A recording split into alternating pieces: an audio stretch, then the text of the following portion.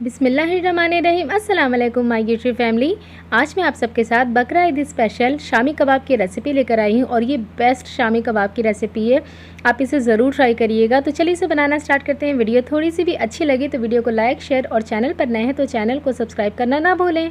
तो यहाँ पर मैंने ले लिया है मटन का कीमा। इसे मैंने अच्छे से 3 से 4 बार वॉश किया था। उसके बाद मैंने स्ट्रेनर पे रख दिया था। और ये है चने की दाल। तो ये है 3/4 कप चने की दाल, 3/4 कप। और उसके लिए मैंने ये 2.5 कप लिया है मटन का कीमा। तो सबसे पहले हमें चाहिए होगा एक प्रेशर कुकर। तो इस कुकर में हम डाल देंगे कीमा जो हमने पहले से वॉश करके रखा है।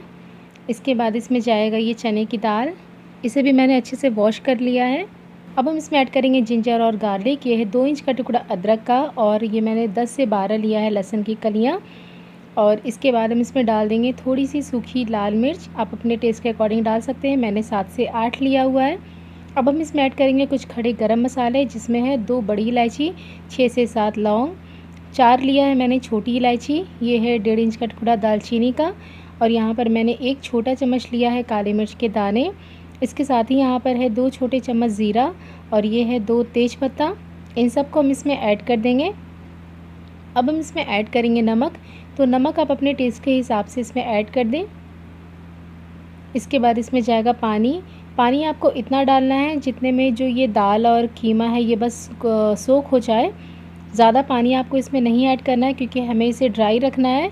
तो ये देखिए मैंने कितना पानी डाला है, थोड़ा सा बस पानी डाला है जितने में जो कीमा है और वो जो चने की दाल है वो डूब गए हैं, लेकिन उसके ऊपर पानी नहीं दिख रहा है। तो अब हम इसकी लीड लगाकर इसे मीडियम फ्लेम पर 3 सीटी आने तक कुक कर लेंगे, या फिर जब तक कि चने की दाल जो है वो गल नहीं जाती तब तक हमें इसे कुक करना है। और इसके बाद गैस का फ्लेम बंद करने के बाद जब प्रेशर पूरा निकल जाएगा तब हम इसे खोलेंगे।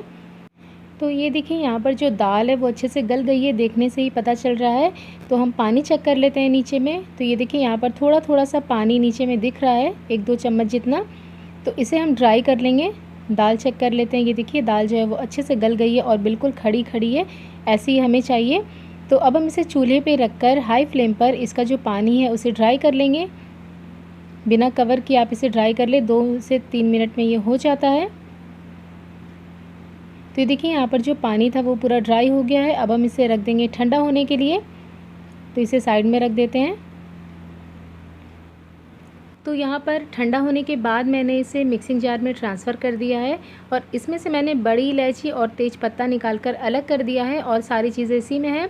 अब हम इसे ग्राइंड कर लेंगे। तो ये देखिए मैंने इसे ग्राइंड कर लिया है। तो मैं आपको चम्मच से चेक करके भी दिखा देती हूँ। ये देखिए मैंने इसे ग्राइंड कर लिया है। अगर ये हल्का सा दरदरा भी है तो उसमें कोई प्रॉब्लम वाली बात नहीं है। तो इसे अब हम ट्रांसफ़र कर देंगे एक बोल में। तो ये देखिए मैंने इसे बोल में ट्रांसफ़र कर दिया है। अब हम इसमें डाल देंगे बारीक कटा हुआ प्याज, बारीक कटी हुई हरी धनिया और ये है बारीक कटी हुई हरी मिर्च। मिर्च आप कम ज़्यादा कर सकते हैं। इन सबको हम इसमें डाल देंगे।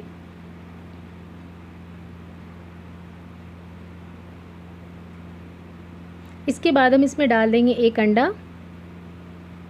अब इन सबको हम अच्छे से मिक्स करेंगे। और यहाँ पर मुझे नमक भी थोड़ा सा कम लग रहा था, मैंने हल्का सा टेस्ट किया था तो मैंने नमक भी ऐड कर दिया है। अब इन सबको आप अच्छे से मिक्स कर लें। तो ये देखिए मैंने इसे यहाँ पर अच्छे से मिक्स कर लिया है। अगर आपको लगे कि आपका जो मिक्सचर है वो थोड़ा गीला है तो आप इसे कुछ देर के लिए फ्रिज में रख दें। ये ठंडा होने के बाद थोड़ा सा ड्राई हो जाता है, तब आप इसके कबाब बनाएं। तो ये देखिए यहाँ पर से मैंने ऑयल लगा लिया है हाथों पर और इसे शेप दे दिया है कबाब का।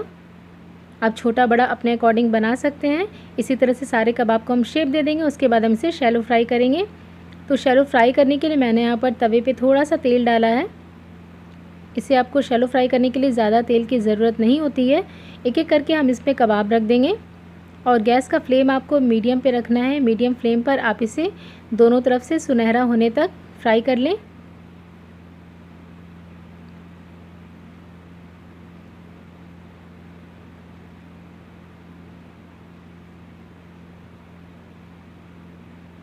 अब हम इसे फ्लिप कर देते हैं। तो ये देखिए दूसरी तरफ से भी इस पर काफ़ी अच्छा सा गोल्डन ब्राउन कलर आ गया है। इस साइड भी हम इसे पका लेंगे। तो ये देखिए यहाँ पर जो कबाब है उस पर दोनों तरफ से प्यारा सा कलर आ चुका है। तो अब हम इसे बाहर निकाल लेते हैं। ये देखिए अब हम इसे बाहर निकाल लेते हैं और हम इसे सर्व करेंगे। और इसके साथ हम रखेंगे प्याज के कुछ लच्छे और उसके ऊपर से दही, धनिया, पुदीने की चटनी। सिंपल जो चटनी बनती है धनिया पुदीने की, उसमें दही डाल के आपको मिक्स कर लेना है। ये कबाब के साथ बहुत ही ज़्यादा मज़े के लगते हैं, बिल्कुल बेस्ट कॉम्बिनेशन है ये। तो आप भी इस मज़ेदार से शामी कबाब को एक बार ज़रूर ट्राई करें, ये आपको बहुत पसंद आएगी। और अगर आप इसे ट्राई करते हैं तो मुझे कमेंट करके ज़रूर बताएं कि आपको मेरी ये रेसिपी कैसी लगी। मिलते हैं एक और नई रेसिपी के साथ, तब तक के लिए अल्लाह हाफिज़।